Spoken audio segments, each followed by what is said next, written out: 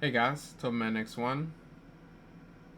Let's talk about Phantom, the new class that came out with episode 6. Now, it wasn't the only class to come out with episode 6. Atoll was one of the classes. For me though, this was my focus, as I have been a Braver main since I started the game. I've played other classes, I've made alt accounts to see what it was like to play other classes, to see if I would like other things, and I've really stuck with Braver. And now that Phantom is out, I'm thinking of making a change. So, let's look at Braver, and then let's see why I would make the change to Phantom. Let's talk about like how you put together damage, and then just some closing thoughts. So hope you guys enjoy this. So just a quick overview of Braver. Start with movement. So Braver movement, simple dash, any direction that you point. If you mash dash, it will not work. You have to wait until your window has changed. Now you can cancel each dash.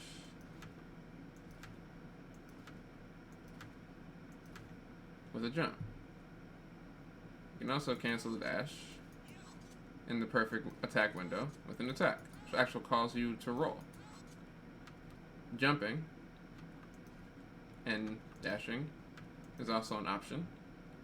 And if you jump, dash, and attack, you get a nice movement.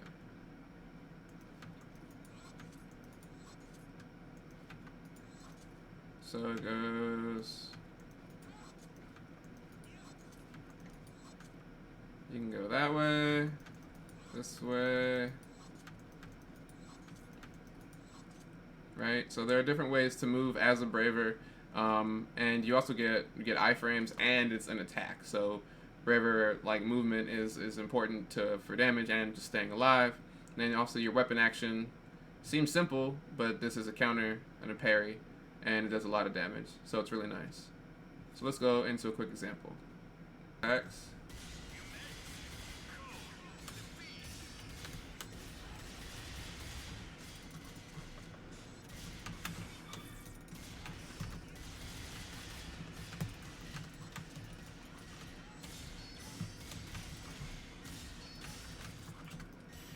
Okay, so we are now Phantom. Okay, if you're paying attention, you can already tell that there's a difference in the way that Phantoms hold themselves and Bravers hold themselves, and in their movement. So although the dash is similar, you can see that there's actually it seems like a longer cooldown after the dash without any cancels. Now, let's try the dash with the jump cancel. While it can be canceled, you do not get forward movement like Braver does. Okay, let's try with the sword now.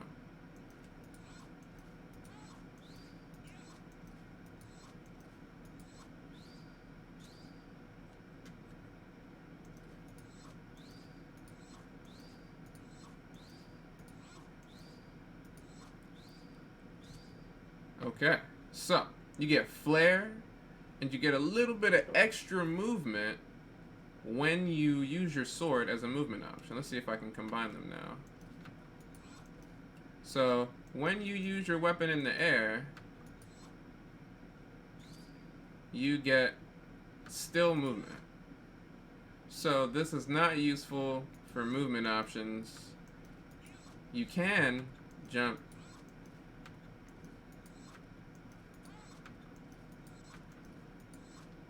Okay.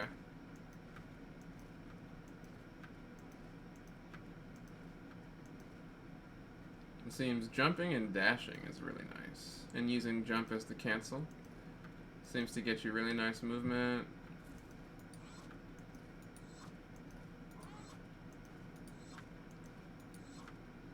And you get a little bit of extra movement there at the end if you add in a slashing attack.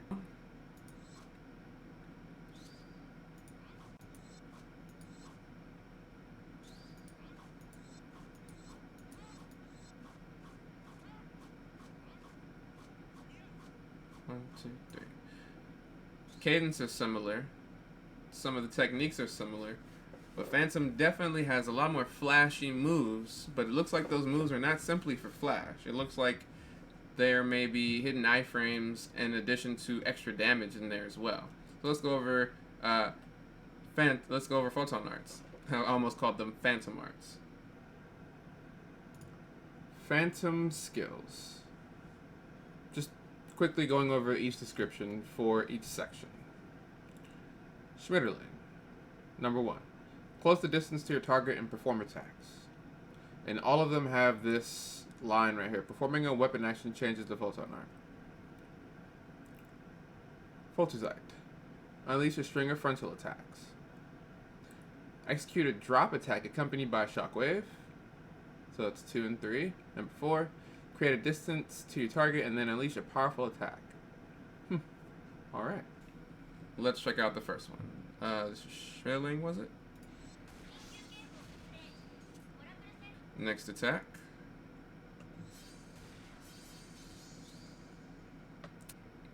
Third attack. Last attack. Let's go.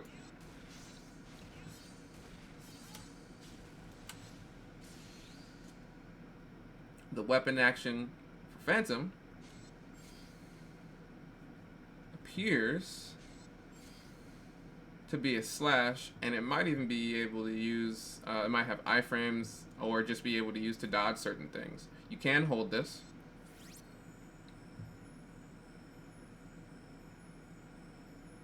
It's a very short hold time, and once you get to a certain point, you do not charge any more than that. It doesn't take any photon power, and you can hold it indefinitely, pretty much. You can just chill at any height. And of course, it increases the distance and the power, the potency of the technique. Now, the weapon action, although it's cool, has another purpose. Now, you'll notice that there's a ring around the Phantom. That ring is your literal window of time. In that window, if you use a photon art, it will actually alter your photon art. So it changes your 4 moves into 8 different moves, which makes the combinations like wow. Like, so for instance, weapon action, first photon art. Okay, second move.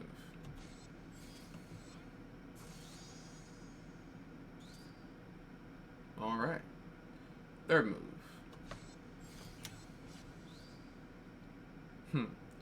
Fourth.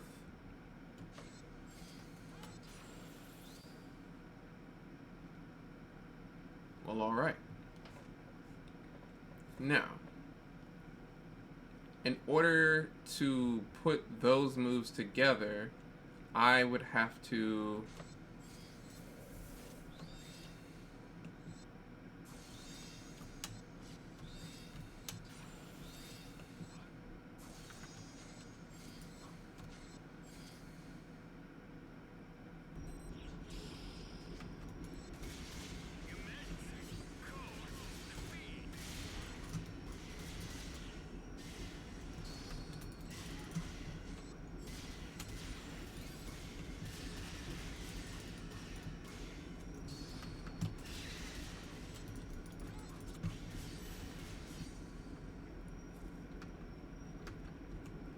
Okay.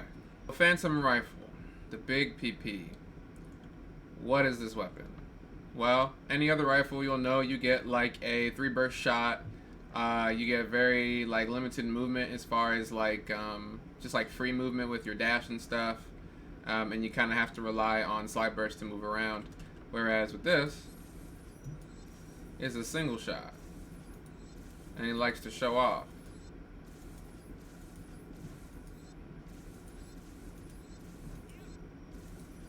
Has his own special timing. Does his own things that he does. The dodge is much the same as the katana.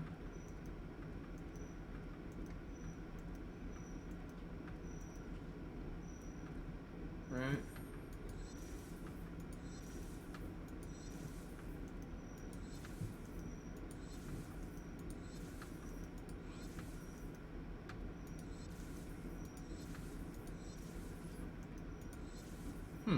That's pretty nice. It's a nice cancel. You actually go forward with your shot and everything.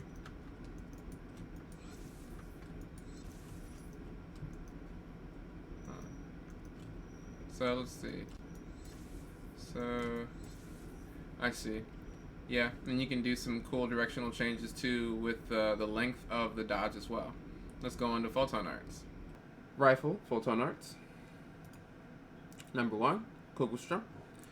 Sweep a large area in front of you with bullets. Notch and Griff. Launch an exploding attack satellite upon button release.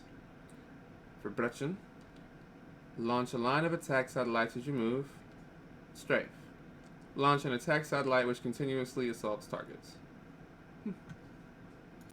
So number 1. I mean, that's not cool at all. Number 2. Number 3. And then number 4.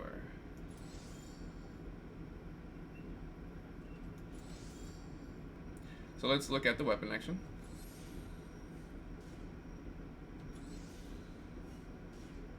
They release attack satellites. Let's charge it. Skill 1 with the weapon action.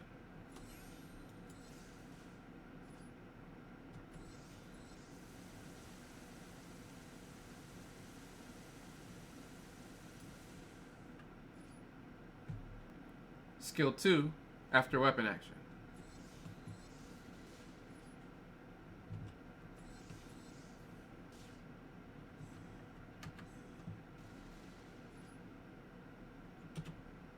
Skill number 3 after weapon action.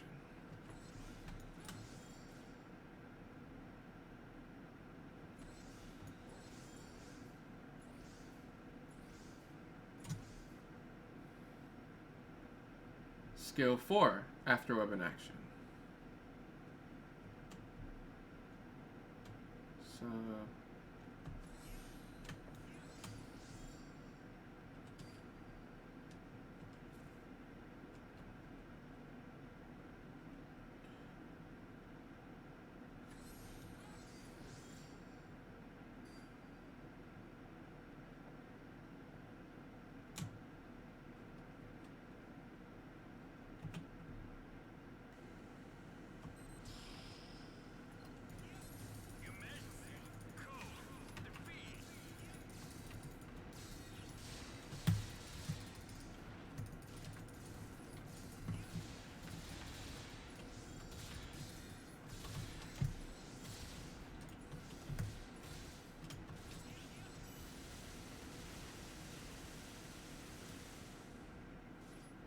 now the rod. Normal attack.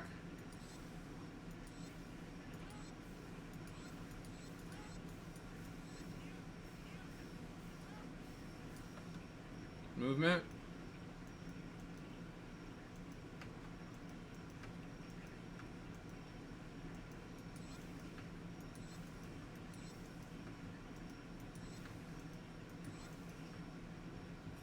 Right.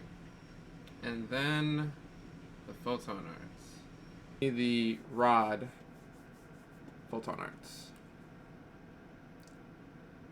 Roof Concert. Unleash a string of attacks and then let loose a shockwave. This one is really long. Massenvernichungs. Whatever. Release a shockwave around yourself. Schwarzkatz. Swing your weapon and quickly distance yourself from your target. An Eisenflugel. Throw a talus, which can serve as the epicenter of a technique. Number 1. Number 2. Number 3. And number 4. That's a talus. Let us see what number 1, 2, 3, and 4 look like after the weapon action. Okay. So just one move. Move number 2. Instead of just a shockwave, it looks like the same move, but then extended out, and then it just stays around me causing damage. That seems pretty awesome. number 3. Instead of the slash that goes back, now the slash goes forward. Okay. And number 4.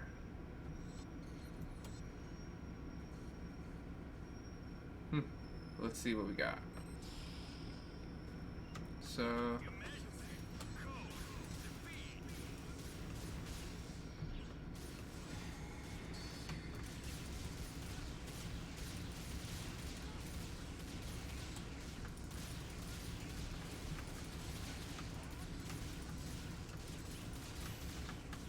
Alright.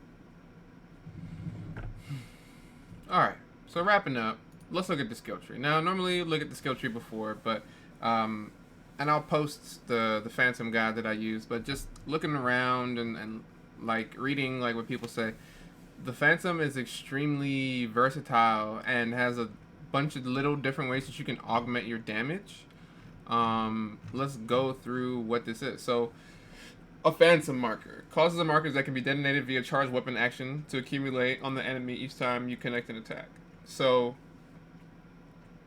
the way that this fights is like you basically hit the enemy enough times, you land a marker, and then you land a bunch of markers, especially on as many sweet spots as you can find, and then you detonate them with your weapon action.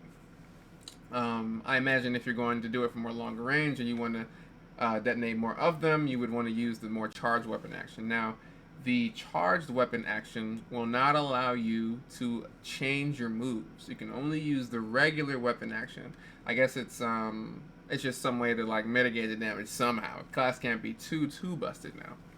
So it's a lot of, you get a lot of cool things. Converts initial attacks and attacks performed after weapon action into perfect attacks. Does not affect techniques though. So once again, you don't even have, do you even have to worry about timing? If you just attack your weapon action or perfect attack your weapon action, then the attack after the weapon action is automatically a perfect attack. So you really only have to worry about your weapon action. So this is like this. So there are so many ways to optimize the damage. So the way that I was fighting was more toward, like, actually catered more toward the braver playstyle. But with the way that this is, I'll actually want to use my weapon action in my offense in order to maximize my damage, and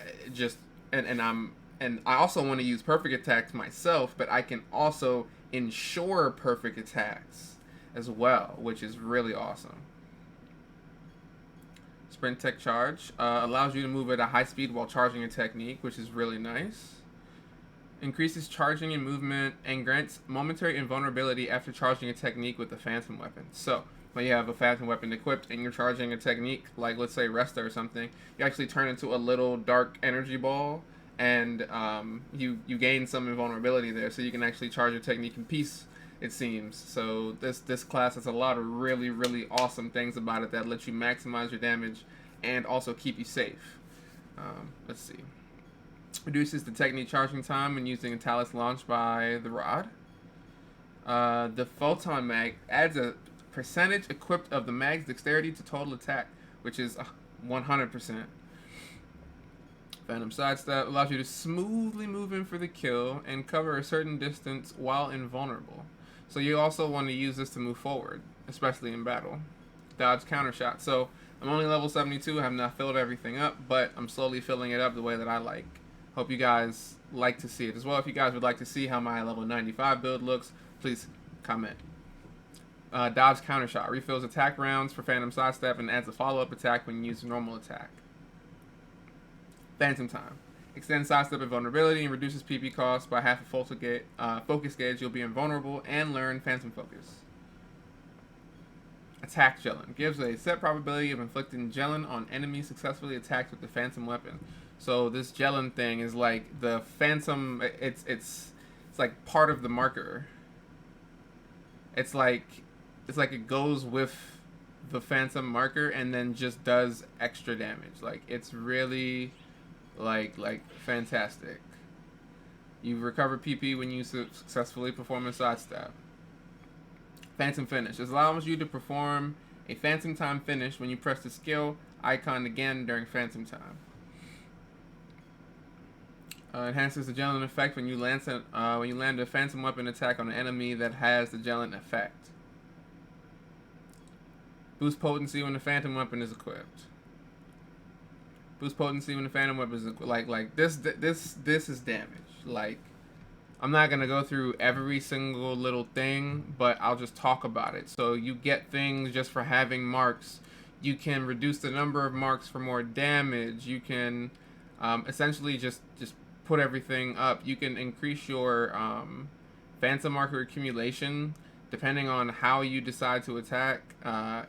There's just a lot here that has to do with damage, and so as you are leveling up your phantom, see how you personally like to play, right? Yeah, you can get your damage up, you do whatever is optimal, but it seems as though optimal for phantom can be a little bit different. So let me know what you do. I'll be sure to let you guys know what I do anyway.